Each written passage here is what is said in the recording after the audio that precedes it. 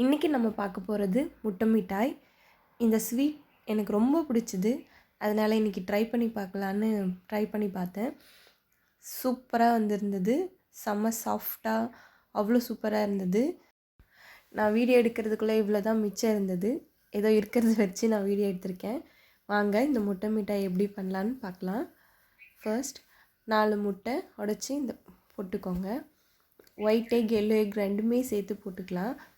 இந்த ரெசிபி ரொம்ப ஈஸியான ரெசிபி. வீட்டில் இருக்கிற பொருட்களை வச்சு செஞ்சிடலாம். 4 முட்டைக்கு 1 கப் சுகர், 1/2 லிட்டரில் பண்ண பால்கோவா. இது வீட்டிலேயே நானே பண்ணது. என் பையன்தான் ஃபுல் ஹெல்ப்பு பண்ணிகிட்டு இருந்தார். இதுக்கு முன்னாடி பண்ண வீடியோஸ்லலாம் கொஞ்சம் ஹெல்ப் பண்ணார். இந்த வீடியோ ஃபுல்லாக அவர் தான் பண்ணியிருப்பார். சுகர் பால்கோவா சேர்த்து நல்லா மிக்ஸ் பண்ணிவிட்டு 2 ஸ்பூன் கீ ஆட் பண்ணிக்கோங்க. கீ ஆட் பண்ணிவிட்டு அந்த பால்கோவா நல்லா கரையிற அளவுக்கு நல்லா மிக்ஸ் பண்ணிக்கோங்க. நல்லா மிக்ஸ் பண்ணதும் நான் பால்கோவா செஞ்சேன்னு சொன்னேன்ல, அந்த பாத்திரத்துலேயே ஆட் பண்ணிக்கலாம். அதில் நிறைய பால்கோவா மிச்சம் இருந்தது. நான் ஒரு 1/2 லிட்டர் பால் எடுத்துகிட்டு நல்லா சுண்டை காய்ச்சிக்கிட்டேன். சுகர் எதுவுமே போடலை. நல்லா காய்ச்சினதும் இந்த மாதிரி வந்தது. அவ்வளோதான், நம்மளோட பால்கோவா ரெடி. எனக்கு இங்கே பால்கோவா கிடைக்கல, அதனால் நானே ட்ரை பண்ணிட்டேன். அதில் ஊற்றுனதும் இந்த மாதிரி நல்லா கெட்டி பதத்துக்கு நல்லா பண்ணிக்கோங்க. பண்ணிவிட்டு ஒரு பேனில் கீ அப்ளை பண்ணிக்கோங்க. ஃபுல்லாக இடத்துலையும் கீ அப்ளை பண்ணிவிட்டு நம்ம ஊற்றி ஹீட் பண்ணது வந்து கேக் பேட்டர் அளவுக்கு நல்லா திக் வந்திருக்கணும். நல்லா இந்த அளவுக்கு திக்னஸ் வந்ததும் கீ அப்ளை பண்ண பேனில் அந்த பேட்டர் ஊற்றி கொஞ்சம் ஸ்ப்ரெட் பண்ணிக்கோங்க. கேக் மாதிரி இந்த மாதிரி ஸ்ப்ரெட் பண்ணிவிட்டு, நான் இதெல்லாம் செய்ய ஸ்டார்ட் பண்ணுறதுக்கு முன்னாடியே குக்கர் ப்ரீ ஹீட் பண்ணி வச்சுருந்தேன்.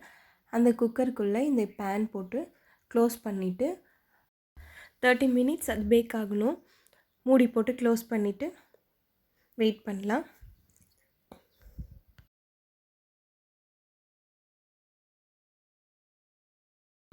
தேர்ட்டி மினிட்ஸ் கழித்து ஓப்பன் பண்ணி பார்த்தா நம்மளோட முட்டை மிட்டாய் ரெடி ஆகிடுச்சு. பாருங்கள் எவ்வளோ சூப்பர் கலராக வந்திருக்கு. இதை ஆறுறதுக்கு முன்னாடி அதில் வந்து 1 ஸ்பூன் கீ போட்டு நல்லா ஸ்ப்ரெட் பண்ணி விட்டுக்கலாம். அப்போ தான் வந்து மேலே வந்து ட்ரை ஆகாமல் சாஃப்டாக இருக்கும். கீ அப்ளை பண்ணிவிட்டு ஃபுல்லாக ஸ்ப்ரெட் பண்ணி விடுங்க. இது மாதிரி கேக் குக்கர்லேருந்து எடுக்கிறதுக்கு முன்னாடியே நீங்கள் பண்ணிடலாம்.